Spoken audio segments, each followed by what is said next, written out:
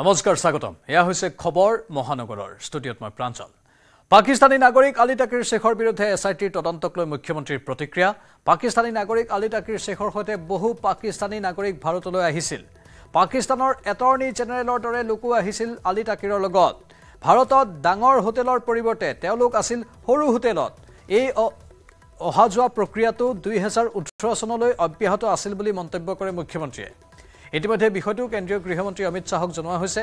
এসআইটিয়ে এটা পৰ্যায়লৈকে তদন্ত কৰিব পাৰিব পৰৱৰ্তী সময়ত ইন্টাৰপলৰ সহায় ল'ব লাগিব বুলিও প্ৰকাশ কৰে মুখ্যমন্ত্ৰীয়ে এই সমগ্ৰ তদন্ত প্ৰক্ৰিয়াটো বৰ্তমান প্ৰাৰম্ভিক পৰ্যায়তহে আছে যিমান পৰ্যায়লৈ যাব পাৰি তদন্ত প্ৰক্ৰিয়াটো আগুৱাই লৈ যোৱাৰ ব্যৱস্থা কৰা হ'ব অসমৰ বহু লোকৰ হৈতে আলী তাকিৰ শেখে যোগাযোগ ৰক্ষা কৰি চলিছিল জেএনইউৰ অসমীয়া অধ্যাপক আলী তাকিৰ শেখৰ লগত যোগাযোগত আছে অধ্যাপকগৰাকীৰ পত্নীও আলী তাকিৰৰ হৈতে সম্পৰ্কত আছিল এসআইটিৰ তদন্ত ব্যক্তিকেন্দ্ৰিক নহয় অসমত আইএসআইৰ প্ৰভাৱক লৈহে হ'ব তদন্ত এই কথা উল্লেখ কৰে মুখ্যমন্ত্ৰীগৰাকীয়ে এসআইটিয়ে গোটেই যিজন পাকিস্তানী নাগৰিক তেখেতৰ সংক্ৰান্তত তৌকিৰ শেখ খুব সম্ভৱ নামটো তেখেতৰ সংক্ৰান্তত গোচৰ এটা ৰুজু কৰিছে আৰু প্ৰাৰম্ভিকভাৱে বহুখিনি তথ্য লাভ কৰিছে গতিকে বিষয়টো যথেষ্ট সংবেদনশীল ভাৰতৰ গৃহমন্ত্ৰী ডাঙৰীয়াকো এই বিষয়টো সম্পৰ্কে মই অৱগত কৰিছোঁ এসআইটিয়ে তদন্ত কৰি আছে কিন্তু এটা পৰ্যায়লৈকে আমি তদন্ত কৰিব পাৰিম হয়তো ইন্টাৰপল আদিৰো সহায় ল'ব লাগিব এটা পৰ্যায়ত গতিকে বৰ্তমান গোটেই তদন্তটো প্ৰাৰম্ভিক পৰ্যায়ত আছে আৰু এই গোটেই তদন্তটোক আমি যিমানখিনি পাৰোঁ আমি আগুৱাই লৈ যাম আৰু যেতিয়া কিবা ক'বলগীয়া কথা থাকে আপোনালোকৰ আগত নিশ্চয় প্ৰকাশ কৰিম পাকিস্তান চৰকাৰৰ বৰঘৰৰ যিজন ব্যক্তি সেইজন ব্যক্তিয়ে লোকচক্ষুৰ অলক্ষিতে 20-18 বাৰকৈ ভাৰতলৈ আহে তেওঁ অসমৰ ওপৰত টুইট কৰে অসমৰ ওপৰত কমেণ্ট দিয়ে আৰু অসমীয়া মানুহৰ সৈতেও তেওঁ সম্পৰ্কত আছিল আমি জেএনইউৰ এগৰাকী অধ্যাপিকাৰ নাম পাইছোঁ যোন তেখেতৰ লগত সম্পৰ্কত আছিল গতিকে যি অসমীয়া মহিলা জেএনইউত অধ্যাপনা কৰে না জেএনইউত তেখেতৰ স্বামী অধ্যাপক তেখেতেও এই ব্যক্তিগৰাকীৰ লগত সম্পৰ্কত আছিল গতিকে তদন্তটো এটা অকল কোনোবা ব্যক্তিকেন্দ্ৰিক নহয় তদন্তটো এটা আইএসআই বা পাকিস্তানী চৰকাৰৰ প্ৰভাৱ এটা ভাৰতত দেখা গৈছে আৰু তাত উল্লেখযোগ্য যে তাত অসমীয়া ব্যক্তি জড়িত হৈ আছে সেইকাৰণে আমি বিষয়টো অলপ চাইছোঁ কিন্তু আজিয়ে লগে লগে কিবা ক'ব পৰা নাযায় 2-3 মাহ সময় আমাক লাগিব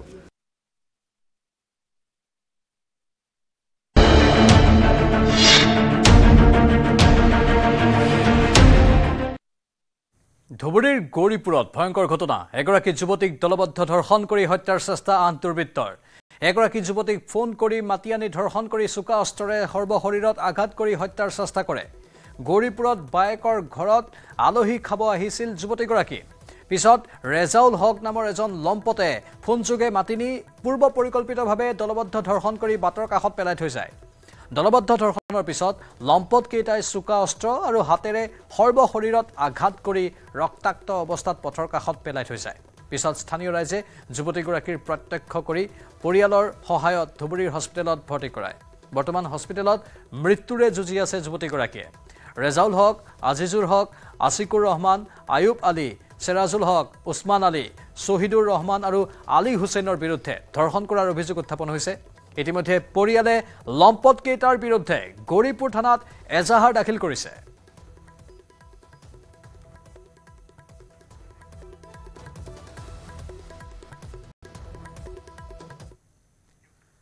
জেলৰ পৰা ওলাই পুনৰ প্ৰথমা পত্নীক হত্যাৰ অপচেষ্টা স্বামীৰ চোকা অস্ত্ৰৰ আক্ৰমণত গুৰুতৰভাৱে আহত প্ৰথমা পত্নীক হত্যাৰ চেষ্টা চলাই পলাতক তিলক ভূঞা তিলকৰ বৰ্বৰ আক্ৰমণত আহত পত্নী সম্প্ৰতি চিকিৎসাধীন শোণিতপুৰৰ বালিপৰা চাহবাগিচাত এই চাঞ্চল্যকৰ ঘটনা সংঘটিত হয় পূৰ্বেও প্ৰথমা পত্নীক হত্যাৰ চেষ্টা চলাই জেললৈ গৈছিল তিলক শুকুৰবাৰে কেন্দ্ৰীয় কাৰাগাৰৰ পৰা ওলাই আহিছিল তিলক পত্নীক হত্যাৰ চেষ্টা চলাই 2022 চনৰ পৰা জেলত আছিল তিলক 3 বছৰ কাৰাবাস খাটি পুনৰ পত্নীক হত্যাৰ অপচেষ্টা স্বামীৰ বৰ্তমানেও হস্পিটেলত জীৱন মৰণৰ যুঁজ ভুক্তভোগী মহিলাৰ পূৰ্বে চাৰিদুৱাৰ থানাত ৰুজু হোৱা গোচৰত জেললৈ গৈছিল তিলক এইবাৰো চাৰিদুৱাৰ থানাত ৰুজু হোৱা গোচৰৰ ভিত্তিত আৰক্ষী অভিযান চলায় অভিযুক্ত স্বামীক বিচাৰি চাৰিদুৱাৰ আৰক্ষীৰ অভিযান অব্যাহত আছে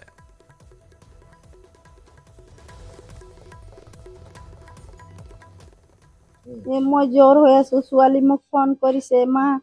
উঠিলে খানা দানা বনাল তো মই কৈছো শুয়ে আছো জ্বৰ হৈ আছো তো সি কৈছে উঠা পানী গৰম কৰি দাৱাই অলপ খা আৰাম লাগিব এনেকা কৈছে তাৰপিছত মই উঠি পেলাই আৰু গেছটো অন কৰি আৰু পানী অকমান গৰম কৰিলে বহুত গৰম হৈ গ'ল তাৰপিছত মই কাপত ঢালিলো ৱাশৰুমৰ পৰা আহিম আৰু দাৱাইটো খাই আৰাম কৰিম এনেকা ভাবিছো তাৰপিছত মই ৱাশৰুম গ'লো ৱাশৰুমৰ পৰা আহি আছো না ই আগফালে থিয় হৈছে সেইদিনাত লাইন নাই তাৰপিছত আমাৰ তো চাৰ্জিং লাইট আছে সেই লাইটৰ পৰা মই চাই আছো যে ই বাৰান্দাত থিয় হৈছে আৰু মোক তো ভয় লাগি গৈছে ই কোনো মাতি পলাই আহিলে এটা বেলেগ কথা ই মনে মনে আহিছে তো ভয় লাগিবই মাতি পলাই আহিলে তো মই তাক কিয় আহিছে কিয় নাই কিবা এটা মই হেৰি কৰিম ই তো মনেতে সোমাই গৈছে তাৰপিছত মই ইয়াক চাই মানে গেট খুলি পলাই আছো ই কৈছে হাল্লা কৰিব নালাগে আৰু পলাব নালাগে কিয় পলাই আছে এনেকা কৈছে তাৰপিছত মই নামঘৰ ওচৰত মানে এনেকা পৰি গ'লো তাৰপিছত পৰাৰ পিছতে ই মোক মানে এনেকা পৰিছিল পিছফালে পুৰা ঘাপ মাৰিছে আমাৰ সাংবাদিক হেমন্ত কুমাৰ নাথ আছে ফোন লাইনত হেমন্ত মহিলাগৰাকীৰ আঘাত যথেষ্ট গুৰুতৰ কিন্তু এই সমগ্ৰ ঘটনা সন্দৰ্ভত আৰক্ষীৰ অভিযান কেনেকৈ চলি আছে প্ৰাঞ্জল অতি সম্প্ৰতি যিহেতু হত্যাৰ অপচেষ্টা চলোৱা স্বামী তিলক ভূঞা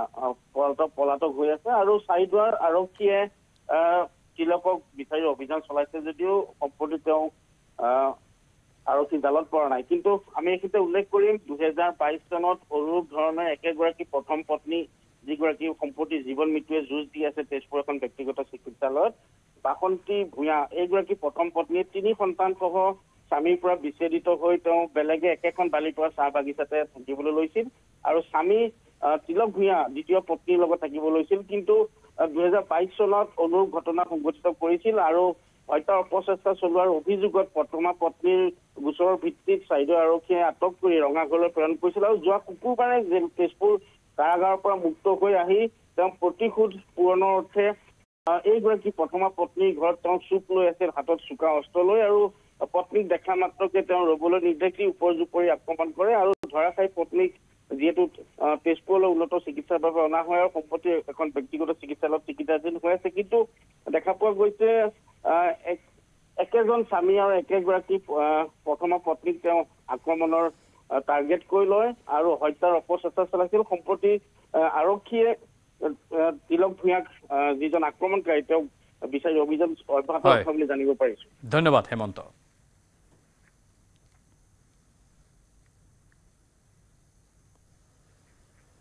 ক্ৰাইম ব্ৰাঞ্চৰ জাননী লাভ কৰি দীৰ্ঘদিনৰ মূৰত আজি গুৱাহাটীলৈ আহিব ইউটিউবাৰ ৰণবীৰ এলাহাবাদিয়া বিয়লি 5:15 বিমান বন্দৰত উপস্থিত হ'ব ৰণবীৰ বিমান বন্দৰৰ পৰা পোনে পোনে ক্ৰাইম ব্ৰাঞ্চত উপস্থিত হোৱাৰ সম্ভাৱনা আছে অৱশ্যে আজি ক্ৰাইম ব্ৰাঞ্চত উপস্থিত নহ'লে কাইলৈ পুৱা উপস্থিত হ'ব ইউটিউবাৰজন ক্ৰাইম ব্ৰাঞ্চে কৰা তদন্তত ৰণবীৰ সহযোগিতা কৰাৰ নিৰ্দেশ দিছিল উচ্চতম ন্যায়ালয়ে উল্লেখযোগ্য যে ইণ্ডিয়া গট লেটেণ্টত কৰিছিল অশালীন মন্তব্য এইগৰাকী ৰণবীৰ এলাহাবাদিয়াই আৰু ঘটনা সন্দৰ্ভত অসম আৰু মহাৰাষ্ট্ৰত গোচৰ ৰুজু হৈছিল 5 জনকৈ ইউটিউবাৰৰ বিৰুদ্ধে ইফালে ৰণবীৰ এলাহাবাদিয়াক চৰ্ত সাপেক্ষে পডকাষ্ট কৰাৰ বাবে অনুমতি প্ৰদান কৰিছে উচ্চতম ন্যায়ালয়ে উচ্চতম ন্যায়ালয়ত ইউটিউবেই জীৱিকাৰ একমাত্ৰ উৎস বুলি প্ৰকাশ কৰিছিল ৰণবীৰ এলাহাবাদিয়াৰ অধিবক্তাই যাৰ বাবে আদালতে সকলো দিশ চালি জাৰি চাই পডকাষ্টৰ বাবে অনুমতি প্ৰদান কৰে এতিয়াৰে পৰা ৰণবীৰ এলাহাবাদিয়াই ছ'চিয়েল মিডিয়াত তেওঁ কৰা পডকাষ্টৰ ভিডিঅ' আপলোড কৰিব পাৰিব সময় ৰাইনাৰ ইউটিউব শ্ব'ত মহিলাক লৈ কৰা অশালীন মন্তব্যক দেশজুৰি ব্যাপক জোকাৰণিৰ সৃষ্টি হৈছিল প্ৰতিক্ৰিয়াৰ সৃষ্টি হৈছিল সেই মন্তব্যৰ পাছতেই এইগৰাকী ৰণবীৰ এলাহাবাদিয়া বিপদত পৰিল মহিলাক লৈ উত্তেজক মন্তব্য কৰিছিল ৰণবীৰে যাৰ বাবে অসমকে ধৰি একাধিক স্থানত ৰণবীৰ এলাহাবাদিয়া সময় ৰাইনাসহ কেইবাজনৰ বিৰুদ্ধে এজাহাৰ কৰিছিল ৰাষ্ট্ৰীয় মহিলা আয়োগেও নিজাববীয়াকৈ গোচৰ ৰুজু কৰি সমন জাৰি কৰিছিল মহাৰাষ্ট্ৰ আৰক্ষীৰ চাইবাৰ সেলেও এই সমগ্ৰ বিষয়টো তদন্ত কৰিছিল আৰু গোচৰ ৰুজু কৰিছিল ইফালে সোমবাৰে মহাৰাষ্ট্ৰৰ চাইবাৰ ক্ৰাইম বিভাগত পঞ্জীয়ন কৰা গোচৰৰ জবানবন্দী দিবলৈ পৃথকে পৃথকে উপস্থিত হয় ৰণবীৰ এলাহাবাদিয়া আৰু আশিষ চাঞ্চলানী। আমাৰ সতীৰ্থ সাংবাদিক বিৰিঞ্চি ডেকা আছে ফোন লাইনত। বিৰিঞ্চি, ৰণবীৰ আহিব গুৱাহাটীলৈ, গুৱাহাটীতো জেৰা চলোৱা হ'ব ৰণবীৰক। কেইটা বজাত পাব? আমি ইতিমধ্যে সময়টো গম পাইছোঁ, 5:15 আৰু অধিক কি তথ্য আছে? নিশ্চয় প্ৰাঞ্জল দাস বিতৰ্কিত ইউটিউবাৰ ৰণবীৰ এলাহাবাদিয়া যিহেতু শেষত আচলতে সুপ্ৰিম কোৰ্টে কালিৰ দিনটোত এটা কঠোৰ নিৰ্দেশনা দিছে যে তেওঁলোকৰ বিৰুদ্ধে যে যি ধৰণৰ ইণ্ডিয়া গট লেটেণ্টত যি ধৰণৰ তেওঁলোকে অশালীন মন্তব্য কৰিছিল সেইসমূহৰ বিৰুদ্ধে ৰাজ্যৰ যিসমূহ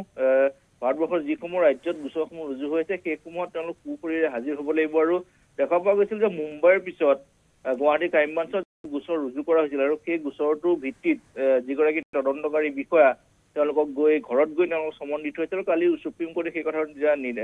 নিৰ্দেশনা দিছে যে গুৱাহাটীত আহি হাজিৰ হ'ব লাগিব। তেওঁলোকে সেই বিষয়টো আচলতে উচ্চতম ন্যায়ালয়ত কৈছিল যে মুম্বাইত হাজিৰ হ'লেই যাতে হয়, কিন্তু সেই কথা আচলতে তেওঁলোকৰ নৰজিল। গতিকে আজি 5:15 তেওঁলোকে যিহেতু বৰঝাৰ বিমানবন্দৰ আহি পাব, তাৰ পাছত পোনে পোনে ক্ৰাইম ব্ৰাঞ্চত আহিব। ক্ৰাইম ব্ৰাঞ্চত যিখিনি তেওঁলোকৰ কৰণীয় আছে, যিহেতু সুপ্ৰিম কোৰ্টে তেওঁলোকক ৰেহাই দিছে গোটেই সমগ্ৰ গোচৰটোত, গতিকে সেই কৰণীয়খিনি কৰি তেওঁলোকে 12 বজাৰ যিখন শেষৰ ফ্লাইট আছে গুৱাহাটীৰ পৰা মুম্বাই, তেওঁ পুনৰ আকৌ মুম্বাইলৈকে উৰা মাৰিব। কিন্তু এই সময়ছোৱা যে তদন্তকাৰী বিষয়ক তেওঁলোকে সম্পূৰ্ণ সহযোগিতা কৰিব লাগিব। যিখিনি তথ্য তেওঁলোকৰ প্ৰয়োজনীয়, যে তেওঁলোকে ইণ্ডিয়া গট লেটেণ্টত যিখিনি কথা কিহৰ বাবে ক'বলগীয়া হৈছিল, যিহেতু সেই কথাখিনি তেওঁলোকে ৰাজহুৱাকৈ ক্ষমা বিচাৰিছে বা যিসমূহ তেওঁলোকৰ সেই বিতৰ্কিত অংশ আছিল সেইসমূহ ইতিমধ্যে ডিলিট কৰিছে। গতিকে তেওঁলোকৰ সেই ভুল যিহেতু তেওঁলোকে নিজে উপলব্ধি কৰিছে, আৰু একে সময়তে সুপ্ৰিম কোৰ্টে এটা নিৰ্দেশনা দিছে যে তেওঁলোকে যিসমূহ পডকাষ্ট কৰিব সেই পডকাষ্টসমূহত আৰু কোনো দিন তেনেধৰণৰ অশালীন বা এটা পৰিয়ালে সম্পূৰ্ণ বহি চাব পৰা যাতে এটা এপিছড হয়, তাৰ বাবে তেওঁলোকক সদায় সচেতন থাকিব দিছে। গতিকে তেওঁলোকে সকলোখিনি কথা মানি লৈ আজি যিহেতু তদন্তকাৰী বিষয়াৰ সন্মুখত হাজিৰ হ'ব, কি প্ৰশ্নৰ সন্মুখীন হয় সেয়া পৰৱৰ্তী সময়ত আচলতে গম পোৱা যাব। ধন্যবাদ। APSC কেলেংকাৰীক লৈ মুখ্যমন্ত্ৰীৰ প্ৰতিক্ৰিয়া। ৰাকেশ পালৰ নিযুক্তিত কেৱল টকা আৰু মহিলাৰ কথা আহিছে এতিয়া। আনকি ৰাকেশ পালৰ তালিকাত কোনো কংগ্ৰেছীৰো নাম নাই। APSC কেলেংকাৰীক লৈ বিজেপিয়ে নহয় কংগ্ৰেছেও ক্ষুব্ধ হৈ আছে। মুখ্যমন্ত্ৰীৰ প্ৰতিক্ৰিয়া শুনাব বিচাৰিম। যদি বিজেপি চৰকাৰ নাহিলহেঁতেন আজি এজনো দৰিদ্ৰ অসমীয়া ল'ৰাই APSCত চাকৰি পালেহেঁতেন নেকি? এজনো মধ্যবিত্ত ল'ৰাই ACSত চাকৰি পালেহেঁতেন নেকি? এজনো ল'ৰাই টকা পইচা নিদিয়াকৈ তৃতীয় আৰু চতুৰ্থ শ্ৰেণীৰ চাকৰি পালেহেঁতেন নেকি? আটাইতকৈ ডাঙৰ কথা, যদি ৰাকেশ পালৰ লিষ্টখন চাই তাত কংগ্ৰেছৰো কাৰো নাম নাই যে কোনোবা কংগ্ৰেছীয়ে চাকৰি পাইছে। অৰ্থাৎ খালি টকা আৰু মহিলা, এই দুটাই টাৰ্গেট আছিলে। কংগ্ৰেছেও ন্যায় পোৱা নাই। বোলে ঠিক আছে পাৰ্টি বুলি কংগ্ৰেছকে দিছিলোঁ, কংগ্ৰেছকোতো চাকৰি দিয়া নাছিলে। সেইকাৰণে অকল বিজেপিয়ে নহয়, কংগ্ৰেছসকলেও এতিয়া প্ৰশ্ন তুলিছে যে যদি চাকৰিৰ সঁচাই বজাৰ এখনেই আছিল, আমাৰ ল'ৰা ছোৱালীয়ে কিয় চাকৰি নাপালে? গতিকে এইবাৰ নিৰ্বাচনত অকল বিজেপিয়ে খং উঠি থকা নাই। বিজেপিয়েতো কংগ্ৰেছৰ বিৰোধী, এইটোতো বেলেগ কথা, কিন্তু কংগ্ৰেছী মানুহে নিজে খং কৰি আছে যে ইমান যদি চাকৰি বজাৰ আছিলেই, আমাৰ কোনোবা মণ্ডল কংগ্ৰেছ, আমাৰ কোনোবা জিলা কংগ্ৰেছৰ ল'ৰা ছোৱালীয়ে কিয় চাকৰি নাপালে? গতিকে কংগ্ৰেছৰ মাজতে আটাইতকৈ আজি কংগ্ৰেছৰ প্ৰতি অসন্তুষ্টি আছে।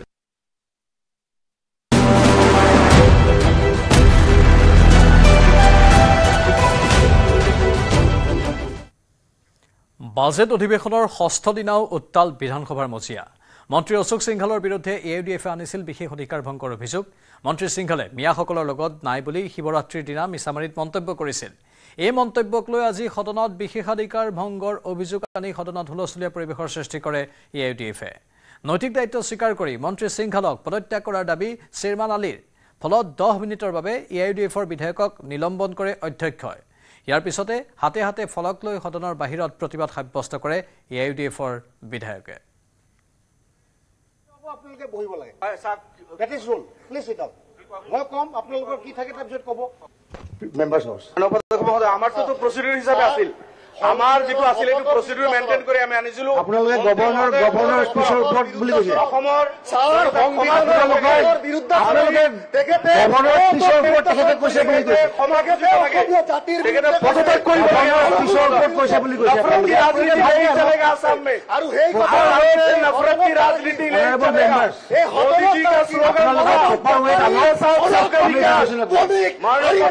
আপোনালোকে প্ৰপাৰ ৱেট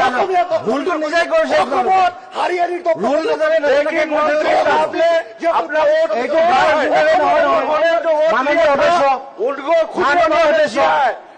মাননীয় সদস্য আপোনালোকে জানা উচিত প্ৰপাৰ ৱেট বিধানসভা হয় আপোনালোকৰ কথা মতে নহয় ইয়াত ৰুল আছে ৰুল মতে আপোনালোকে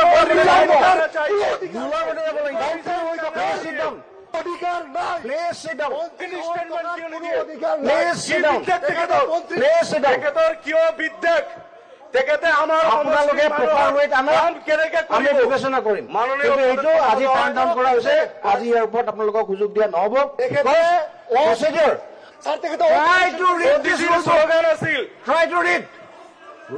ৰুলৰ মতে যাব হাউচ আপোনালোকৰ মতে মোৰ মতে নহয় I cannot run the house according to your wish or my wish. আপোনালোকে ৰুলৰ মতে আনক আমি চিন্তা কৰিম প্লিজ sit down. Speaker. মন্ত্ৰী অশোক সিংহালৰ ঘটনাক লৈ প্ৰতিক্ৰিয়া প্ৰকাশ কৰিছে মুখ্যমন্ত্ৰীয়ে শুনাব বিচাৰিম ক'ব বুলি কিন্তু এটা কথা যে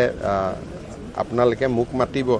আৰু অশোক সিংহালক কিয় যাব লাগে মোৰ ওচৰতে আহিব লাগে গতিকে মোক মাতিব মই চাব আহিম ঝুমুৰ বাবে ৬০০০ শিক্ষাৰ্থী পৰীক্ষাৰ পৰা বঞ্চিত হোৱা বুলি ভুল তথ্য প্ৰচাৰ কৰিছে অখিল গগৈ চাহ বাগানত সোমাবলৈ দিব নালাগে অখিল গগৈ বিধানসভাৰ পৰা অখিল গগৈয়ে খেদা খাইছে এতিয়া লাহে লাহে সমষ্টিৰ পৰাও খেদা খাব বিধানসভাত মন্তব্য বিধায়ক ৰূপজ্যোতি কৰ্মীৰ সাংবাদিকৰ আগত এইখিনি মন্তব্য কৰিলে আগতো কৈছিলো আজিও কৈছো তাতে সদায় গৃহকণ্ডল হওক আৰু মহাকণ্ডল হওক সদায় লগাই আহিছিল আৰু তেওঁ য'তে আছে য'তে থাকিব সদায় মহাকণ্ডল লগাব তেওঁ লোকৰ লাৰু পিঠাৰে বিয়া পাতিবলৈ গৈ নিজৰ প্ৰশ্ন নাই নিজৰ লিখিবলৈ মন নাই নিজৰ কষ্ট কৰিবলৈ মন নাই লোকৰ লাৰু পিঠাৰে তেওঁ বিয়া পাতিব বিচাৰি সদায় মহাকণ্ডল লগাব বিচাৰে আৰু বিধানসভাৰ পৰা খেদা খাইছে বিধানসভাৰ পৰা আজি যেনেকৈ খেদা খালে এই বিৰোধী অক্ষ মঞ্চৰ পৰাও খেদা খাব শিৱসাগৰ সমষ্টিৰ পৰা খেদা খাব আমি এয়া মন্তব্য আগবঢ়াব বিচাৰিছো তিতাবৰৰ এজন পিতৃ তেওঁ আবেগৰ অতি হৈ পেলাই তেওঁ পঠিয়াইছে তেওঁ দায়িত্ব ছাত্ৰীগৰাকীও পিতৃৰ লগত কথা পাতিছে আৰু পৰিয়ালটোক কৈছে যে অহাবাৰ আমি দিমেই ভালধৰণে পাছ কৰিমেই ফাৰ্ষ্ট ডিভিজন পাছ কৰিম লেটাৰলৈ পাছ কৰিম সেই চিকিউৰিটিৰ ভিত্তিত সেই দুগৰাকী নাচনী বা ছাত্ৰীক দেউতাকে অনুমতি দিছে আৰু নিজেও লৈ আহিছে নিজেও ঢোল বজাইছে সেৱাৰ পৰা তথ্য লোৱা হ'ল আৰু ইয়াৰ লগতে প্ৰত্যেক বিভিন্ন চেণ্টাৰৰ পৰা তথ্য লোৱা হ'ল বিভিন্ন জিলা আয়ুক্তৰ লগত কথা পতা হ'ল প্ৰত্যেক বৰ্ষত 400 বা 500 ছাত্ৰ বা ছাত্ৰী বিভিন্ন কাৰণবশতঃ অসুখৰ কাৰণতে হওক তেওঁলোকে পৰীক্ষা দিবলৈ নাহে 400 বা 500 আৰু উক্ত দিনা যদি 400 বা 500 গোটেই অসমৰ সৰ্বমুঠ গোটেই অসমৰ 400 বা 500 ওচৰছে ছাত্ৰ ছাত্ৰী অহা নাই তে 6000 সংখ্যাটো ক'ত পালে এইটো গোটেই অসমৰ তাকো চাহ জনগোষ্ঠী নহয় ইয়াৰ বিভিন্ন জাতি জনগোষ্ঠী যি আছে গোটেই অসমৰ আৰু তেনেস্থলত এই 6000 যিটো এইটোতো মই আকৌ কৈছো নহয় এটা ফাল্টু ফটুৱা কথা এটা ইয়াৰ পূৰ্বে অখিল গগৈক উভতি ধৰিছিল মন্ত্ৰী বিমল বৰাই ঝুমুৰ বিনন্দিনীত অংশগ্ৰহণ কৰা ৬০০০ শিক্ষাৰ্থী মেট্ৰিক পৰীক্ষাৰ পৰা বঞ্চিত হোৱা বুলি অখিল গগৈ কৰা মন্তব্যৰ তীব্ৰ প্ৰতিক্ৰিয়া সাংস্কৃতিক মন্ত্ৰী বিমল বৰাৰ অখিল গগৈয়ে এই তথ্য ক'ত পালে বুলি প্ৰশ্ন সাংস্কৃতিক মন্ত্ৰীজনৰ অখিল গগৈৰ কথাৰ কোনো ভেলু নাই বুলিও কটাক্ষ কৰে মন্ত্ৰীজনে অখিল গগৈ ডাঙৰীয়া ক'ত পালে সেইটো ডাটা ৬০০০ আমাৰ চাহ জনজাতি আদিবাসী সমাজৰ ছাত্ৰীসকলে মেট্ৰিক পৰীক্ষা দিব পৰা নাই সেই ডাটাটো তেওঁ পালে ক'ত আমি যেতিয়াই ঝুমুৰ আৰম্ভ কৰিছিলোঁ তেতিয়া আমি সকলোকে কৈছোঁ যে যিহেতু এইটো সময়ত হ'ব গতিকে কোনো পৰীক্ষাৰ্থী যাতে তেওঁলোকৰ পৰীক্ষা ব্যাহত হ'ব পৰাকৈ ইয়াতে অংশগ্ৰহণ নকৰে আৰু তেনেধৰণে তেওঁলোক যোৱা নাই তেওঁলোকে নিজৰ ঘৰতে সেইদিনাখন আমি প্ৰত্যেকখন বাগিচাত আমি পৰ্দা লগাইছোঁ ক'ৰবাত আমি স্ক্ৰীণ লগাইছোঁ আয়োজন কৰি দিছোঁ তেওঁলোকে তাতে অংশগ্ৰহণ কৰিছে গতিকে অখিল গগৈৰ কথা কিবা ভেলু আছে নেকি? ক'ত পালে? হিচাপটো ক'ত পালে মোক কওকচোন। মোক যদি সোধে, মই এই সাংস্কৃতিক বিভাগৰ দায়িত্বপ্ৰাপ্ত মন্ত্ৰী, এই মুহূৰ্তত যদি মোক কয় যে কিমান সংখ্যক লোক তালৈ গ'ল, তাৰ পৰা কাৰ বয়স কিমান, সেই ডাটাখিনি দিবৰ কাৰণে মোক 2 ঘণ্টা সময় লাগিব। তাত আছিলে 8,800। 8,800ৰ কি 6,000 মেট্ৰিক কেণ্ডিডেট আছিলে নেকি? গতিকে অখিল গগৈৰ কথা কি ক'ব? মুঠতে পৰিৱেশটো বিভ্ৰান্তি কৰাৰ বাহিৰে, মিছা কথাৰে জনসাধাৰণক বিপথে পৰিচালনা কৰাৰ বাহিৰে তেখেতৰ বেলেগ কি কাম আছে? ইফালে ঝুমুৰ সন্দৰ্ভত অখিল গগৈ কৰা মন্তব্যক লৈ প্ৰতিক্ৰিয়া মুখ্যমন্ত্ৰীৰ। ঝুমুৰ নচাসকলৰ মাজত আছে MA BA পাছ কৰা যুৱতী। ঝুমুৰ নচাসকলৰ মাজত চৰকাৰী চাকৰি কৰা যুৱতীও আছে। অখিল গগৈয়ে এইবোৰ নাজানে বাবে তেনেকৈ কৈ আছে। অখিল গগৈক আজিকালি সকলোৱে ধেমালিৰ সুৰত লয়। অখিল গগৈক মুখ্যমন্ত্ৰীৰ পৰামৰ্শ, অখিলৰ প্ৰতিভা আছে, অলপ পৰিপক্ক হোৱাৰ আহ্বান মুখ্যমন্ত্ৰীৰ।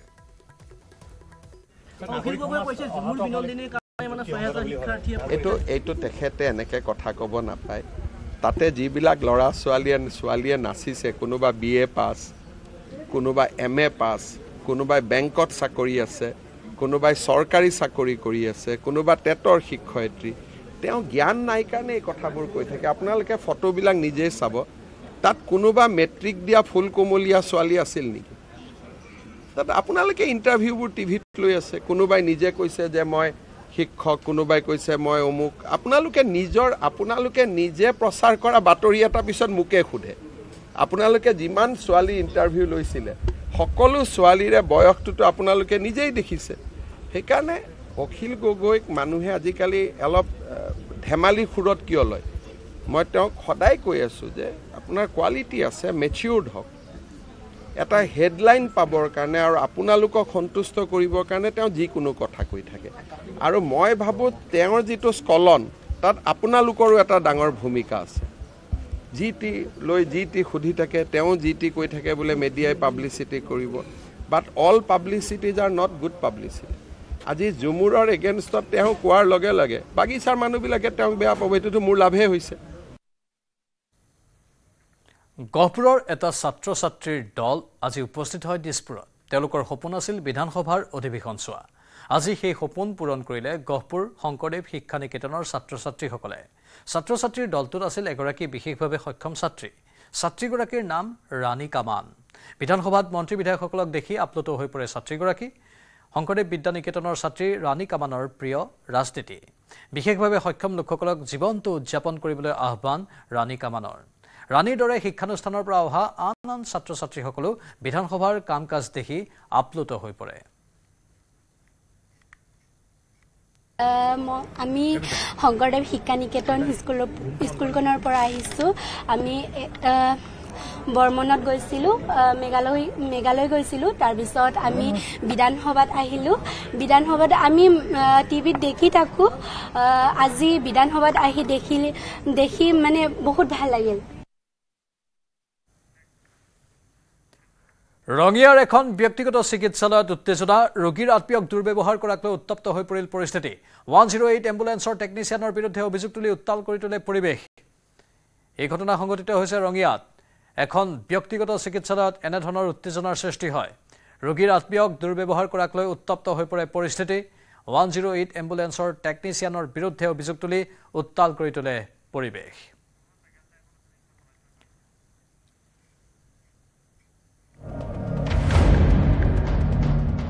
আপনি কাক দম দিয়েছেন? কাক দম দিয়েছেন? আপনি গাড়ি দিয়ে পুরো গাড়ি খাবো ঘাট খাবরে শিখে বহুত ঠিক পারে। আপনি কি কি বলে আপনারা প্রথমে মাত্র কি হইছে?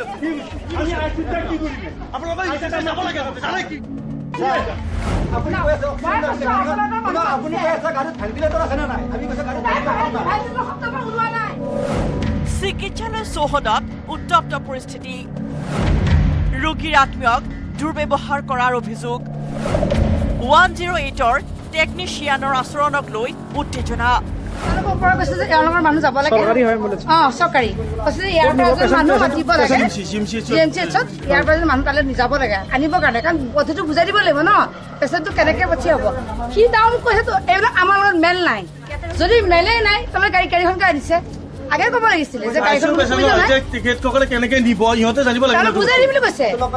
তাহলে বুজিব নাযায় তেওঁ ব্যৱহাৰ বেয়াকে কৰিছে মেল নাই বোলে আপোনাক দুৰ্ব্যৱহাৰ কৰিছে নেকি আপোনাক দুৰ্ব্যৱহাৰ কৰিছে মেল নাই কৈছে এইবিলাক পেচেঞ্জাৰ আনানি আমাৰ মেল নাই 108 এম্বুলেন্সৰ টেকনিচিয়ানৰ ৰোগীৰ আত্মীয়ক দুৰ্ব্যৱহাৰ কৰাক লৈ উত্তপ্ত হৈ পৰিল ৰঙিয়াৰ এখন ব্যক্তিগত চিকিৎসালয়ৰ চৌহদ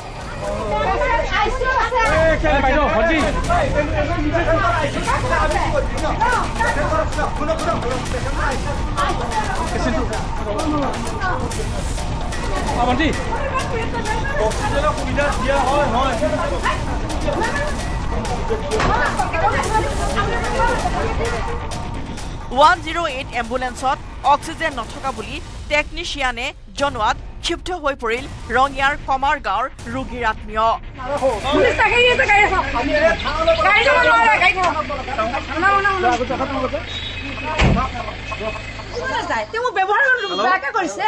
মেল নাই বোলে আপোনাক দুৰ্ব্যৱহাৰ কৰিছে নেকি আপোনাক দুৰ্ব্যৱহাৰ কৰিছে মেল নাই কৈছে এইবিলাক পেচেঞ্জাৰ আনানি আমাৰ মেল নাই মেল নাই অভিযোগ অনুসৰি সংকটজনক অৱস্থাত থকা ৰোগীগৰাকীক উন্নত চিকিৎসাৰ বাবে গুৱাহাটী চিকিৎসা মহাবিদ্যালয়লৈ স্থানান্তৰ কৰাৰ সিদ্ধান্ত লোৱা হৈছিল কিন্তু 108 এম্বুলেন্স সেৱাৰ টেকনিচিয়ানে এম্বুলেন্সত অক্সিজেন নথকাৰ কথা জনায় এই কথা শুনি ৰোগীগৰাকীৰ পৰিয়ালৰ লোক ক্ষিপ্ত হৈ পৰে আৰু প্ৰশ্ন কৰিছিল কেনেদৰে সংকটজনক ৰোগীক অক্সিজেন অবিহনে স্থানান্তৰ কৰা হ'ব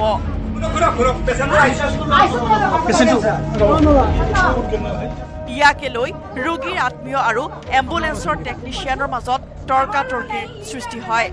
চৰকাৰী এম্বুলেন্স হয় তাৰমানে আমি মাতিছোঁ আমি প্ৰথমতে তেওঁলোকৰ চেণ্টাৰতে ফোন কৰিছিলোঁ ফোন কৰোঁতে তেওঁলোকক গোটেইখিনি ক্লিয়াৰ কৰা গ'ল যে পেচেণ্ট ICUত আছে অক্সিজেন লাগে এইটো কোনো সুবিধা নাই তেওঁলোকৰ পৰা কৈছে যে এওঁলোকৰ মানুহ যাব লাগে চৰকাৰী সেই সময়তে এম্বুলেন্স সেৱাৰ টেকনিচিয়ানে দুৰ্ব্যৱহাৰ কৰাত ঘটনাস্থলীত সৃষ্টি হ'ল এক উত্তপ্ত পৰিস্থিতিৰ পাছত পৰিস্থিতি অধিক উত্তপ্ত হোৱাত এম্বুলেন্সৰ চালক আৰু টেকনিচিয়ানে ঘটনাস্থলীৰ পৰা পলাবলৈ চেষ্টা কৰে যদিও আবদ্ধ কৰি ৰাখে উত্তেজিত ৰাইজে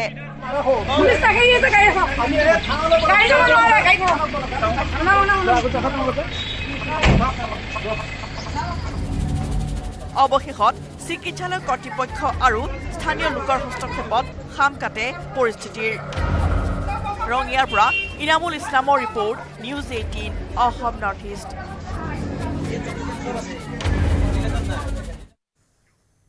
বাতৰিখিনিতে সময় হৈছে চমু বাণিজ্যিক বিৰতিৰ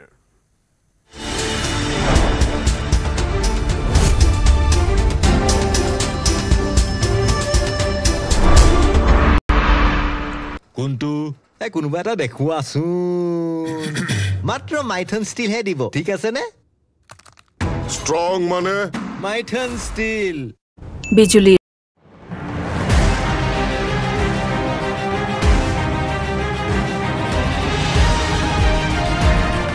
অনলাইনত ঘৰ ভাড়াৰ বিজ্ঞাপন দি লুণ্ঠন গুৱাহাটীত ভাড়াঘৰ বিচাৰি দিয়াৰ নামত প্ৰবঞ্চনা OLXত ভুৱা একাউণ্ট খুলি প্ৰবঞ্চকে মিলিছে জাল ৰাজধানী গুৱাহাটীত ভাড়াঘৰ বিচাৰি দিয়াৰ নামত এতিয়া চাইবাৰ অপৰাধীয়ে মিলিছে ভয়ংকৰ জাল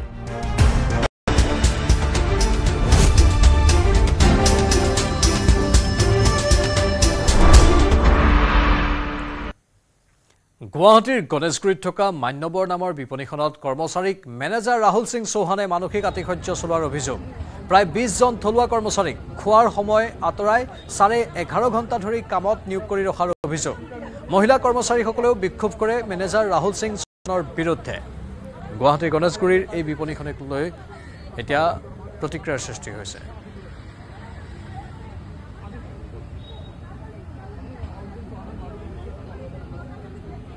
ছোৱালীবোৰ মানে কি আপোনাৰ বেচিকলি ষ্টাফত বহুত প্ৰেছাৰ হয় কামৰ কাৰণে তাৰপিছত কি লাঞ্চ টাইম 15 মিনিট 15 মিনিটত কাৰো লাঞ্চ কৰা নহ'ব চাহটো আগত আমাক কি আছিলে আগৰ মেনেজাৰ আছিলে 3 দিন 4 দিন আছে নতুন মেনেজাৰ আমাৰ চেঞ্জ হৈ গৈছে ৰিজাইন দিছে তো মেনেজাৰ ৰিজাইন দিয়াৰ আগত কি হৈছে মেনেজাৰে আমাক যদি চাহটা আগত আমাক 20 মিনিট ধুনীয়াকৈ মানে চাহ দিছিলে এতিয়া কি কৰিছে আমাক বাহিৰে বাহিৰে কাউণ্টাৰে চাহ দিয়ে সেইটো কাষ্টমাৰ থাকিলে আমি স্নেক একো ল'ব নোৱাৰোঁ আমি ব্ৰেকফাষ্ট একো ল'ব নোৱাৰোঁ আমাক ব্ৰেকফাষ্ট ল'বলৈও নিদিয়ে তো ইমান হেৰাচমেণ্ট আমি কেনেকৈ ভোগ কৰিম আমি ডিউটি কৰোঁ আমি এটা হয় আমি এমপ্লয় সেই বুলি আমাৰ নিজৰ জীৱন নাই নিজৰ ভৱিষ্যত বুলি নাই নেকি হুজাইত ছাত্ৰীক অশালীন ব্যৱহাৰ কৰি ৰাইজৰ ৰোষত পৰিল এজন নিচাসক্ত যুৱক প্ৰায় ছাত্ৰীগৰাকীক বেয়া ইংগিত দিয়াৰ অভিযোগ যুৱকজনৰ বিৰুদ্ধে যুৱকজনৰ পৰা ৰাইজে উদ্ধাৰ কৰে নিচাজাতীয় সামগ্ৰী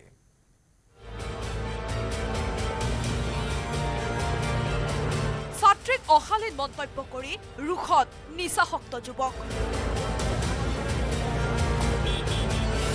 যুৱকক খুঁটাত বান্ধি উত্তম মধ্যম সোধালে উত্তেজিত ৰাইজে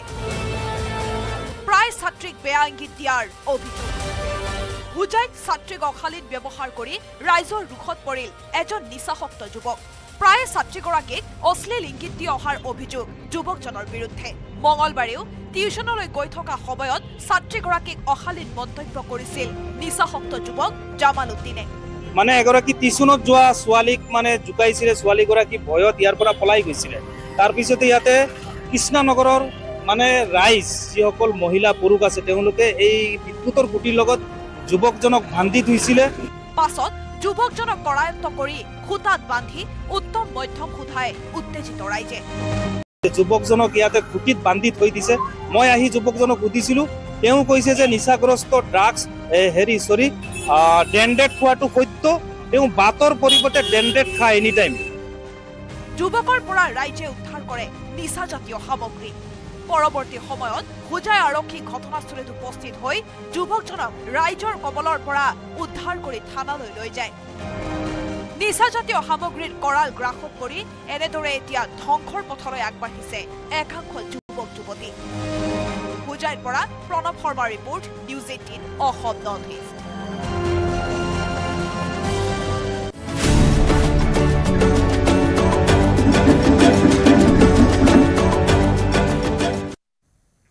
গুজৰাটৰ জামনগৰত বনতাৰাৰ শুভ উদ্বোধন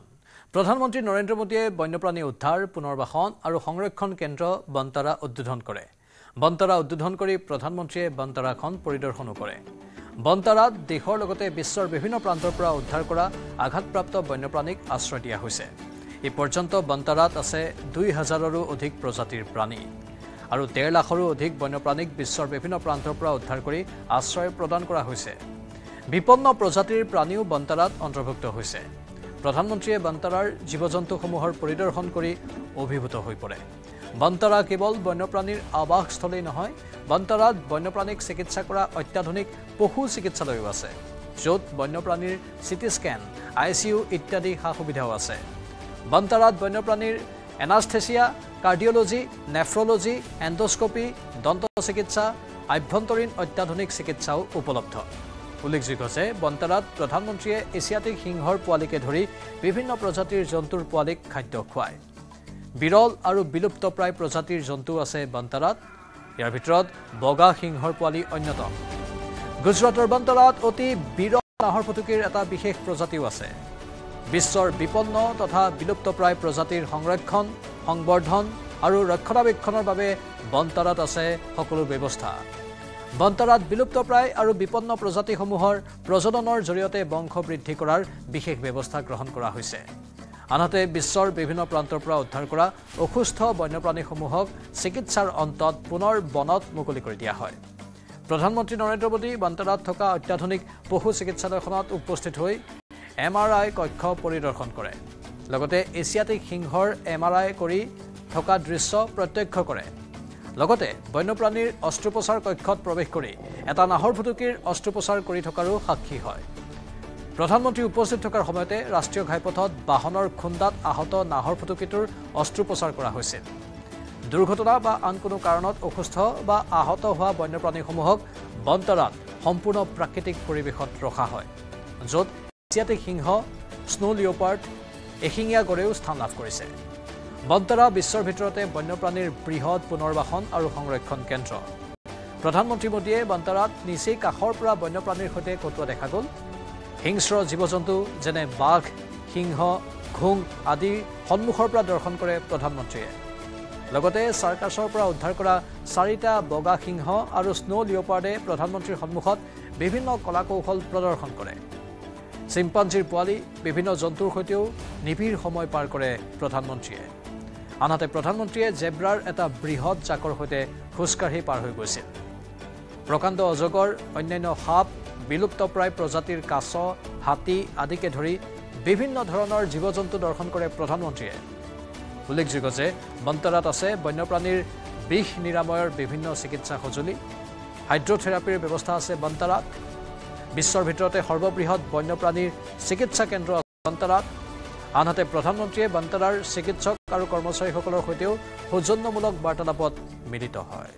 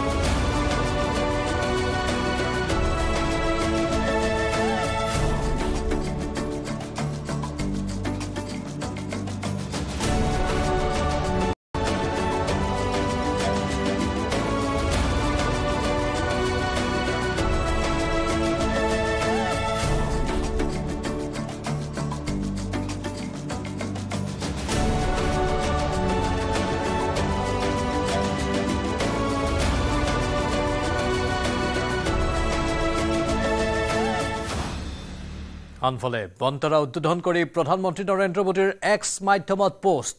প্ৰধানমন্ত্ৰীয়ে পোষ্টত প্ৰকাশ কৰিছে বন্তৰা উদ্বোধন কৰিলো বন্যপ্ৰাণী সংৰক্ষণ উদ্ধাৰ আৰু পুনৰ সংস্থাপনৰ এটা অদ্বিতীয় পদক্ষেপ যি পাৰিপাৰ্শ্বিক বহন ক্ষমতা আৰু বন্যপ্ৰাণী কল্যাণৰ লগতে জীৱ-জন্তুক এক নিৰাপদ স্বৰ্গ দিছে মই অনন্ত আম্বানী আৰু তেওঁৰ সমস্ত দলটোৰ এই সহানুভূতিসুলভ পদক্ষেপৰ শলাগ লৈছো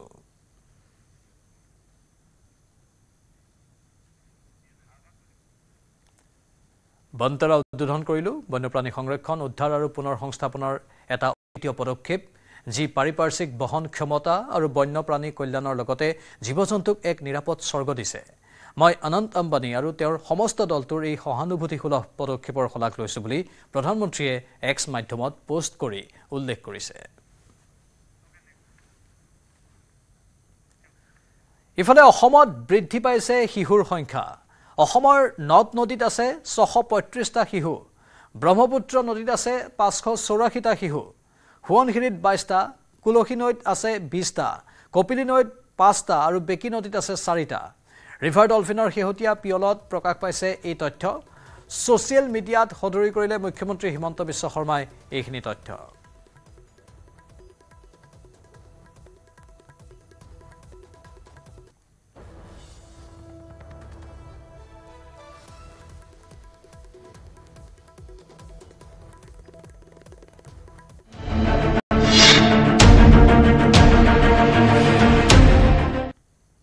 ইউক্ৰেইনলৈ সামৰিক সাহায্য বন্ধ কৰিলে আমেৰিকাই হোৱাইট হাউচত জেলেনস্কিৰে ট্ৰাম্পৰ বিতণ্ডৰ পাছতে হোৱাইট হাউচে গ্ৰহণ কৰিছে এই সিদ্ধান্ত ইউক্ৰেইনে শান্তিৰ সংকল্প নোলোৱালৈকে আমেৰিকাই ইউক্ৰেইনলৈ সামৰিক সাহায্য প্ৰেৰণ নকৰে বুলি স্পষ্ট কৰি দিছে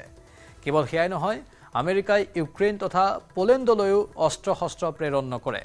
সোমবাৰে ডোনাল্ড ট্ৰাম্পে এই কথা ঘোষণা কৰিছে ইউৰোপক লৈ আমেৰিকাৰ স্থিতি হঠাৎ সলনি হ'ল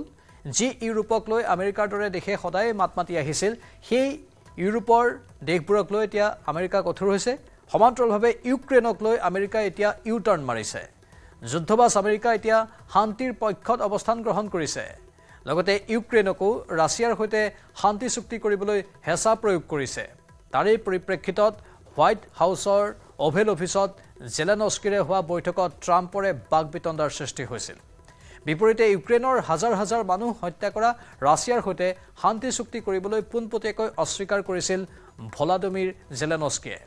বিগত সময়ছোৱাত ৰাছিয়াৰ আক্ৰমণৰ সময়ত ইউক্ৰেইনলৈ পূৰ্বৰ ৰাষ্ট্ৰপতি জো বাইডেনে সামৰিক সাহায্য আগবঢ়াইছিল যাৰ জৰিয়তে যুদ্ধ চলাই নিছিল ইউক্ৰেইনে আমেৰিকাই ইউক্ৰেইনক যুদ্ধ জাহাজ সামৰিক বাহন ৰকেট মিছাইল অত্যাধুনিক অস্ত্ৰ-শস্ত্ৰ প্ৰদান কৰিছিল ৰাছিয়াৰ আক্ৰমণৰ প্ৰথম অৱস্থাত পোলেণ্ডত মজুত কৰিছিল বৃহৎ পৰিমাণৰ অস্ত্ৰ-শস্ত্ৰ কেৱল ইমানেই নহয় আমেৰিকাৰ কেইবাখনো যুদ্ধ জাহাজ বাল্টিক সাগৰত সাজু কৰি ৰাখিছিল শুকুৰবাৰে ৱাশ্বিংটনৰ অভেল অফিচত হোৱা বৈঠকৰ পাছতে আমেৰিকাই এই সিদ্ধান্ত গ্ৰহণ কৰিছে ইউক্ৰেইনত মজুত থকা ইউৰেনিয়ামৰ বৃহৎ ভাণ্ডাৰত চকু আছিল আমেৰিকাৰ কিন্তু অভেল অফিচত হোৱা বিতৰ্কিত সেই বৈঠকৰ পাছতে খনিজ চুক্তিত স্বাক্ষৰ নকৰি উভতি গৈছিল ইউক্ৰেইনৰ ৰাষ্ট্ৰপতি ভলাদিমিৰ জেলেনস্কি যাৰ বাবে এক প্ৰকাৰ আমেৰিকাৰ স্বাৰ্থ ক্ষুণ্ণ হৈছিল একেদৰে ভৱিষ্যতে ৰাছিয়াৰ আক্ৰমণৰ ক্ষেত্ৰত ট্ৰাম্প প্ৰশাসনৰ পৰা নিৰাপত্তা বিচাৰিও এখন চুক্তি পাতিত হোৱাৰ কথা আছিল মুৰকত দুয়োখন চুক্তিয়ে বাতিল হৈছিল জানুৱাৰী মাহলৈকে মাৰ্কিন যুক্তৰাষ্ট্ৰই ইউক্ৰেইনলৈ সামৰিক সাহায্য প্ৰেৰণ কৰি আছিল একেদৰে আমেৰিকাৰ বিদেশ মন্ত্ৰী মাৰ্কো ৰুবিঅই জানুৱাৰী মাহত ঘোষণা কৰিছিল যে ইজৰাইল আৰু ইজিপ্তলৈ যোৱা অনুদানৰ বাহিৰেও 90 দিনৰ বিদেশী সাহায্যৰ অনুদান স্থগিত ৰখা হৈছে জেলেনস্কিৰ আমেৰিকা ভ্ৰমণৰ সময়ত ইউক্ৰেইনৰ ৰাষ্ট্ৰপতি ভলাদিমিৰ জেলেনস্কিক ৰাজহুৱাভাৱে তিৰস্কাৰ কৰা হৈছিল তাৰ পাছতে হঠাৎ সলনি হৈছিল ইউৰোপ আৰু আমেৰিকাৰ সম্পৰ্ক বিশ্বজুৰি ডোনাল্ড ট্ৰাম্প আৰু উপৰাষ্ট্ৰপতি জে.ডি. ভেন্সক বিশ্বৰ বহুকেইখন দেশৰ নেতাই সমালোচনাৰে ঠকা-খৰকা কৰিছিল বিপৰীতে গৰিষ্ঠ সংখ্যক বিদেশী ৰাষ্ট্ৰই ভলাদিমিৰ জেলেনস্কিক সমৰ্থন জনাই আদৰি নিছিল নিজ দেশলৈ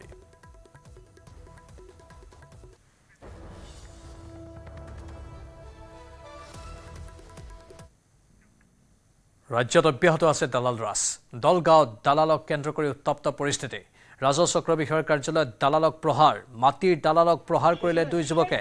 দালালৰ ওপৰত পৰিল প্ৰচণ্ড ঘোচা লোহাৰ ৰডেৰে আক্ৰমণ কৰিলে দালালক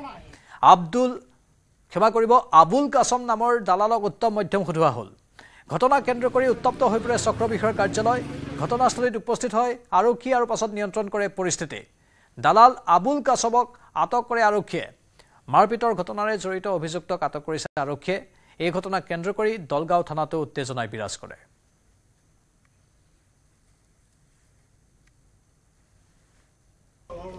বিজেপি সরকার বিরাট দুর্নীতি হচ্ছে তো আজ 4 বছর হল 4 লাখ টাকা পয়সা ইয়াত লাগিব পয়সা রে এইটো অফিসত দালালি করি দালালের কারণে অরিজিনাল মাটি ওলায় নিজের কাম করিবা পারা নাই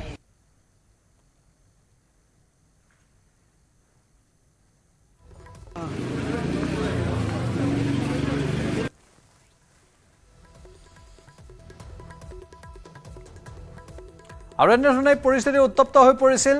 দালালক কেন্দ্ৰ কৰি প্ৰতিবাদী কাৰ্যসূচী ৰূপায়ণ কৰিলে উত্তেজনাই বিৰাজ কৰিলে হতাহতি পৰ্যন্ত হ'ল এয়া দলগাঁৱৰ ঘটনা দলগাঁৱৰ চক্ৰ বিষয়াৰ কাৰ্যালয়ত উত্তপ্ত পৰিস্থিতি দালালক প্ৰহাৰ কৰা হ'ল তাত মাটিৰ দালালক প্ৰহাৰ কৰিলে দুই যুৱকে দালালৰ ওপৰত পৰিল প্ৰচণ্ড ঘোচা লোহাৰ ৰডেৰে আক্ৰমণ কৰিলে দালালক আবুল কাছম নামৰ দালালক উত্তম মধ্যম সোধাই স্থানীয় লোকসকলে এই ঘটনা কেন্দ্ৰ কৰি চক্ৰ বিষয়াৰ কাৰ্যালয় উত্তপ্ত হৈ পৰে পাছত আৰক্ষী উপস্থিত হৈ পৰিস্থিতি নিয়ন্ত্ৰণ কৰে ইতিমধ্যে দৃশ্যবোৰ দেখি আপোনালোকে অনুমান কৰিব পাৰিছে কেনে এক অৱস্থাৰ তাত সৃষ্টি হৈছিল এই দালালটোক পাছত আৰক্ষীয়ে তাৰ পৰা লৈ যায় আটক কৰি আমাৰ সাংবাদিক নৱজ্যোতি মহন্ত আছে ফোনলাইনত নৱজ্যোতি আৰু অধিক তথ্য বিচাৰিছোঁ আচলতে ইয়াৰ লগতে এটা কথা উল্লেখ কৰি দিব লাগিব যে এই দালাল চক্ৰ কিন্তু দলগাঁও ৰাজহ চক্ৰত বহু দিন ধৰি বহু বছৰ ধৰি চলি আহিছে যিমানে মুখ্যমন্ত্ৰী ডাঙৰীয়াই দালাল ৰাজ বন্ধ কৰাৰ চেষ্টা কৰিছে কিন্তু দলগাঁৱত দেখিবলৈ পোৱা গৈছে ক্ৰমান্বয়ে এই দালাল ৰাজ বৃদ্ধি হৈছে আৰু যাৰ কাৰণে দেখিবলৈ পোৱা গৈছে আজি এই ধৰণৰ ঘটনা সংঘটিত হ'বলৈ পালে আৰু মাটি কাম কৰি দিয়াৰ নামত 4 লাখ টকা লোৱাৰ অভিযোগ উত্থাপন কৰিছে আবুল কাছামৰ বিৰুদ্ধে আৰু যিগৰাকী আবুল কাছামে বিভিন্ন সময়ত বিভিন্নজনৰ পৰা বিভিন্ন কাম কৰি দিয়াৰ কাৰণে চক্ৰ বিষয়াৰ কাৰ্যালয়ত কাম কৰি দিয়াৰ কাৰণে পইচা লৈছিল যাৰ কাৰণে বিভিন্ন সময়ত এই কাছমৰ বিৰুদ্ধে অভিযোগ দিছিল তাৰপিছতে কিন্তু এই দালালটোক আচলতে চক্ৰ বিষয়াৰ কাৰ্যালয়ৰ পৰা আঁতৰাই দিয়া হোৱা নাছিল বা তাত যাই থকা দেখিবলৈ পোৱা গৈছিল আৰু যাৰ কাৰণে শেহতীয়াকৈ যি ঘটনা সংঘটিত হ'ল এই ঘটনাৰ সূত্ৰপাত আচলতে বহুদিন ধৰি চলি আছিল খবৰ এখন মাৰপিট কৰিব লগা পৰিৱেশৰ সৃষ্টি হ'ল এই দলগাঁৱত কিন্তু এয়া প্ৰথম দালালৰ অভিযোগ নহয় ইয়াৰ পূৰ্বে বহু ঘটনা সংঘটিত হৈছে দালাল আচলতে বৃদ্ধি পাই আছে দলগাঁও চক্ৰ বিষয়াৰ কাৰ্যালয়ত তাৰপিছতে কিন্তু নিয়ন্ত্ৰণ কৰিবলৈ সক্ষম হোৱা নাই এই দালাল ৰাজক বিশেষকৈ মুখ্যমন্ত্ৰী ডাঙৰীয়াই বাৰ কৈ আহিছে যে দালাল ৰাজ বন্ধ কৰিবলৈ তাৰপিছতে কিন্তু বন্ধ হোৱা নাই এই জিলাখনত ধন্যবাদ নৱজ্যোতি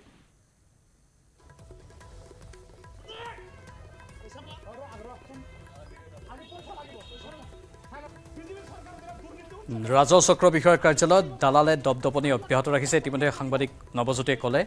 আৰু এই দালাল চক্ৰটোক সমূলঞ্চে উৎখাত কৰাৰ ক্ষেত্ৰত ক'ৰবাত যেন চৰকাৰ প্ৰশাসন ব্যৰ্থ হৈছে সেই কথা উল্লেখ কৰা হৈছে এই দালালবোৰে নাকত ধৰি চাকত ঘূৰাবলৈ চেষ্টা কৰে সকলোকে যাৰ বাবে আজি ক্ষোভৰ বহিঃপ্ৰকাশ ঘটিল কৈ আছে 4 লাখ টকা মই লৈছোঁ মই যাৰ পৰা টকা 4 লাখ লৈছিলোঁ মই ধাৰত লৈছিলোঁ টকা দিব নোৱাৰাত মই মোৰ নিজৰ দোকান ঘৰৰ মাটি মই এগ্ৰিমেণ্ট কৰি মই লিখি দিছোঁ যাৰ পৰা মই টকা লৈছিলোঁ পিছত মঙলদৈ কোৰ্টত যায় যাৰ পৰা মই পইচা লৈছিলোঁ পইচাটো আব্দুল হামিদৰ পৰা লৈছিলোঁ মোৰ নাম আবুল কাছেম কিয় তাৰমানে কি নাই মই দালালি নকৰোঁ সিহঁতে আহি তাৰমানে মোৰ ৰুমটো যে ইহঁতক ভাড়া দিছোঁ সেই ৰুমত তাৰমানে কিছুমান মাল মই অলপ থৈ দিছোঁ সিহঁতক এগ্ৰিমেণ্ট কৰি দিয়া হৈছে কোৰ্ট এগ্ৰিমেণ্ট আছে 4 লাখ টকাৰ বাবদে এগ্ৰিমেণ্ট কৰি দিয়া হৈছে যেতিয়ালৈকে টকা ঘূৰাই দিম তেতিয়া মোৰ এই ৰুমটো মই এৰি দিম আচ্ছা সিহঁতক ৰুম মই দিছোঁ দিয়া সত্ত্বেও সিহঁতক মই সমজায়ো দিছোঁ ৰুমটো সিহঁতে দোকান কৰিব নে কি কৰিব আচ্ছা মইতো কোৱা নাই যে মই ৰুম নিদিওঁ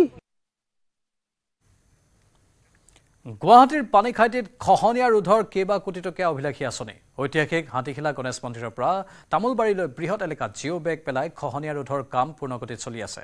জলসম্পদ বিভাগৰ জৰিয়তে প্ৰায় 30 কোটি টকা ব্যয়েৰে এই খহনীয়া ৰোধৰ কাম চলি আছে কিন্তু কামটো কিমান বিজ্ঞানসন্মত কৰা হৈছে ইয়াক লৈ ৰাইজৰ মাজত প্ৰতিক্ৰিয়াৰ সৃষ্টি হৈছে কিয়নো বিগত বছৰতো এই এলেকাত খহনীয়া ৰোধৰ কাম কৰা হৈছিল SOPDG আঁচনিৰ অধীনত 14,72,80,000 টকা ব্যয় সাপেক্ষে জিঅ' বেগ আৰু পাৰ্কোপাইন পদ্ধতিৰে খহনীয়া ৰোধৰ কাম কৰা হৈছিল কিন্তু এই আঁচনিৰ জৰিয়তে ৰাইজ উপকৃত নহ'ল যাৰ বাবে এবছৰ নহওঁতেই পুনৰ একেটা স্থানত 30 কোটি টকা ব্যয়েৰে খহনীয়া ৰোধৰ কাম আৰম্ভ কৰিব লগা হৈছে স্থানীয় ৰাইজে খহনীয়া ৰোধৰ কামটো বিজ্ঞানসন্মতভাৱে কৰাৰ দাবী তুলিছে মন কৰিবলগীয়া যে যোৱা বছৰ স্থাপন কৰা জিঅ' বেগবোৰ ফকলেনৰ সহায়ত খান্দি উঠাই পেলাই দিছে আৰু পাৰ্কোপাইনৰ পকী খুঁটাবোৰ উঠাই দিয়াত চৰকাৰী ধনৰ অপচয় কৰাৰ অভিযোগ উত্থাপন হৈছে আমিতো এইটো বিচাৰোঁ সম্পূৰ্ণৰূপে এটা ৰোধ হওক আৰু বিজ্ঞানসন্মতভাৱে কামখিনি হ'ব লাগে যোৱা বছৰ যি টকা খৰচ কৰিলে আপোনালোকে দেখিব ইয়াত বহুত জিঅ' বেগ বহুৱাই থৈ দিছিলে এই জিঅ' বেগবিলাক কি কৰা হৈছে এতিয়া ডাম্পাৰ আৰু JCB ফকলেন আনি সেই জিঅ' বেগবিলাক আগৰ বেগবিলাক গুচাই দিয়া হৈছে গুচাই দিয়া আৰু নতুনকৈ চেম জিঅ' বেগে বহুৱা হৈছে অলপ পদ্ধতিটো বেলেগ কৰা হৈছে কিন্তু সেইটো কিমান ফলপ্ৰসূ হ'ব সেইটোৱে চিন্তাদায়ক হৈ আছে কাৰণ মাটিবিলাক কাটি কাটি তেওঁলোকে লৈ গৈ আছে এটা ছাইডত কিন্তু সেইখিনি হ'ব নে নাই নে ব্ৰহ্মপুত্ৰ পানী অহাৰ পিছতহে আমি গম পাম ভিতৰত চৰাইদেউত সেনা আৰক্ষীৰ তীব্ৰ অভিযানৰ খবৰ লেঙিবৰৰ পৰা NSCNৰ লিংক পেনক আটক ধৃত লিংক পেনটোৰ নাম নকনেট তপং কন্যাকৰ ঘৰ নাগালেণ্ডৰ আপাৰ তিৰুত আলফা স্বাধীনৰ হৈও কাম কৰিছিল ধৃত লোকজনে অসমৰ পৰা চুৰি হোৱা গাড়ী হস্তান্তৰৰ কাম কৰিছিল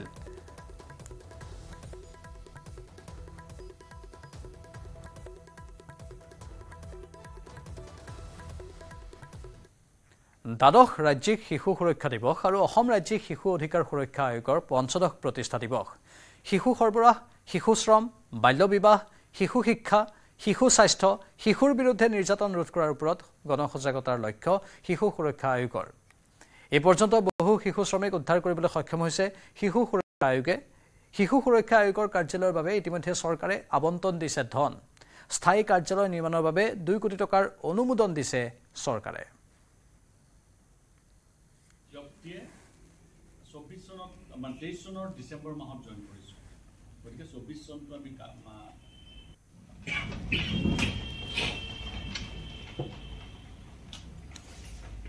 নমস্কাৰ আজি IIT বাবা অভয় সিঙক গ্ৰেপ্তাৰ কৰা হৈছিল সামাজিক মাধ্যমত আত্মহত্যাৰ ভাবুকি দিয়াৰ বাবে গ্ৰেপ্তাৰ কৰা হৈছিল অভয় সিঙক প্ৰয়াগৰাজত মহাকুম্ভৰ সময়ত IIT বাবা হিচাপে চৰ্চিত হৈ পৰা অভয় সিঙক সোমবাৰে গাঞ্জাসহ জয়পুৰত গ্ৰেপ্তাৰ কৰে আৰক্ষীয়ে অৱশ্যে লগে লগে জামিনত মুকলি কৰি দিয়ে অভয় সিঙক ইয়াৰ পূৰ্বেও অভয় সিঙৰ হাতত গাঞ্জা উদ্ধাৰ হোৱাৰ পাছত আটক কৰাৰ খবৰ ওলাইছিল ইফালে জয়পুৰ আৰক্ষীয়ে এক বিবৃতিত প্ৰকাশ কৰা মতে জয়পুৰৰ হোটেল পাৰ্ক প্ৰাইমত চৰম পন্থাৰ তথ্য লাভ কৰিছিল লগে লগে ঘটনাস্থলীত উপস্থিত হৈছিল জয়পুৰ আৰক্ষী ঘটনাস্থলীত IIT বাবা ওৰফে অভয় সিঙৰ পৰা আৰক্ষীয়ে জব্দ কৰিছিল 1.50 কিলোগ্ৰাম ওজনৰ এটা ভাঙৰ পেকেট ভাইৰেল বাবাৰ বিৰুদ্ধে narcotic drugs and psychotropic substance NDPS এক্টৰ অধীনত গোচৰ ৰুজু কৰা হৈছে IIT বাবাই ভাং সেৱন কৰা বুলি স্বীকাৰ কৰিছিল যদিও অনুমোদিত সীমাৰ ভিতৰত থকাৰ বাবে জামিনত মুকলি কৰি দিয়া হয় বুলি আৰক্ষীয়ে জানিবলৈ দিয়ে ইফালে নিউজ 18ৰ সৈতে হোৱা কথা বতৰাত IIT বাবাই কয় মই ভাং খাওঁ কিন্তু কেৱল মই নহয় বহু সাধুৱে ইয়াক সেৱন কৰে যদি আৰক্ষীয়ে ইয়াক অপৰাধ বুলি গণ্য কৰে তেন্তে সেয়াই হ'ব अभी मेरे को कोई ओपिनियन नहीं है ना उसके बारे में क्योंकि वो लो ही वैसा है ना थोड़ा ठीक है नहीं वो अभी तो बर्थडे है ना आज मैं खुश रहना चाहता हूँ ना आज नहीं आज बर्थडे के लिए खुश रहना चाहते हैं ना ये सुसाइड अटेम्प्ट कर रहे हैं ये सुसाइड कर सकते हैं ये सूचना मिली थी मौके पे गए थे तो इन्होंने कहा कि मैं तो गांजा सेवन करता हूँ मेरे पास गांजा भी है मैंने गांजा पी के कुछ कह दिया होगा वो जो गांजा जो मिला है वो ये रख नहीं सकते वो NDPS एक्ट के तहत अपराध है पीना भी अपराध है कब्जे में रखना भी अपराध है वो NDPS एक्ट के तहत पाया जाने पर गांजा को जब्त किया गया था मौके पे उनको अरेस्ट किया गया क्योंकि स्मॉल क्वांटिटी का था काफ़ी कम मात्रा में गांजा था इसलिए उनको पूछताछ करके बेल बॉन्ड जो है मौके पे पेश कर दी इसलिए जमानत पे मौके पे उनको रिहा किया गया इन्वेस्टिगेशन में जैसे जरूरत होगी वापस उनको हाजिर होना पड़ेगा দেওবাৰে হাৰিয়ানা আৰক্ষীয়ে গঠন কৰি দিয়া বিশেষ তদন্তকাৰী দলে গ্ৰেপ্তাৰ কৰে হিমানী নৰৱালৰ হত্যাকাৰী সচিন নামৰ যুৱকজনক শনিবাৰে ৰোহতকৰ চাম্পালা বাছ ষ্টেণ্ডৰ কাষত এটা সুটকেছত উদ্ধাৰ হৈছিল হিমানী নৰৱালৰ মৃতদেহ হাৰিয়ানা আৰক্ষীয়ে গঠন কৰি দিয়া SIT দলে দিল্লীৰ পৰা গ্ৰেপ্তাৰ কৰিছে হত্যাকাৰী যুৱকজনক পেছাত এজন মোবাইল ৰিপেয়াৰিঙৰ দোকান থকা অভিযুক্ত যুৱকজন বিবাহিত আৰু 2টি সন্তানৰ পিতৃ দিল্লীৰ নাংলয়ত মোবাইল মেৰামতিৰ দোকান দিয়া সচিন নামৰ যুৱকজনৰ হিমানী নাৰৱালৰ সৈতে ইনষ্টাগ্ৰামৰ জৰিয়তে চিনাকি হৈছিল প্ৰায় দুয়ো ইনষ্টাগ্ৰামত কথাবাৰ্তা পাতিছিল লাহে লাহে অভিযুক্ত যুৱকজনৰ সৈতে হিমানী নাৰৱালৰ বন্ধুত্ব গাঢ় হৈ উঠিছিল এসময়ত দিল্লীৰ যুৱকজন হিমানী নাৰৱালৰ সৈতে প্ৰেমৰ জালত পৰিছিল হত্যাকাৰী সচিন নামৰ যুৱকজনৰ ঘৰ বাহাদুৰগড়ৰ খাইৰপুৰ গাঁৱত